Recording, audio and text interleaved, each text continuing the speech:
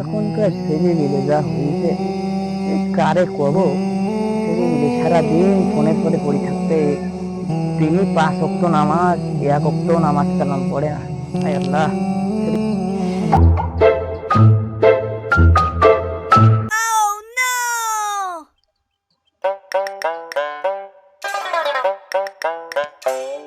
ও ছোট ভাই, কি খেলতে চাও? গেম খেলতে চাও? এই আজানের টাইম হয়ে গেছে ভাই, এখন গেম খেললে হবে? 5 ওয়াক্ত নামাজ কালাম করতে হবে, আমরা মুসলমান না? চলো ওঠো ওঠো ওঠো, ফোন খাও। হাই ভাই, কি করছেন কি আপনি? বসে বসে গেম খেলতে দেখতে আসছেন না নাকি? আমার বাপ আমার ফোন কিনেছে, আমি ভিডিও দেখি গেম খেলি সারাদিন পুরো এর পিছনে খাই। তা তোমার সমস্যা কি? তোর কোনো সমস্যা?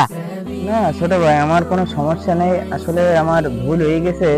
তারপরেও একটা কথা বলি, যেহেতু আমরা মুসলমান, আল্লাহ আমাদের দুনিয়ায় পাঠাইছে 5 ওয়াক্ত নামাজ কালাম করার জন্য আর আল্লাহর ইবাদত করার জন্য। আল্লাহর ইবাদত যদি করতে পারি তাইলে আমরা জান্নাতের চাবি পাবো, আর যদি ইবাদত নাই করতে পারি তাইলে আল্লাহ আমাদের জন্য কঠিন সাজা অপেক্ষা করে রয়েছে, জাহান্নাম। তো জাহান্নামে আমাদের নিক্ষেপ করবে। তাই এসব কথা ভাবো, চিন্তা করো, নামাজ কালাম করার চিন্তা করো, আর মুরব্বীকে দেখলে সালাম কালাম দেওয়ার চেষ্টা করো।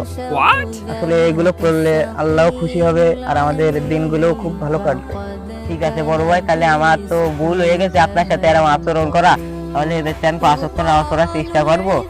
তাহলে আপনার যদি কোনো ভুল হয়ে থাকে আমাকে ক্ষমা করে দেন। আসসালামু আলাইকুম। ওয়ালাইকুম আসসালাম।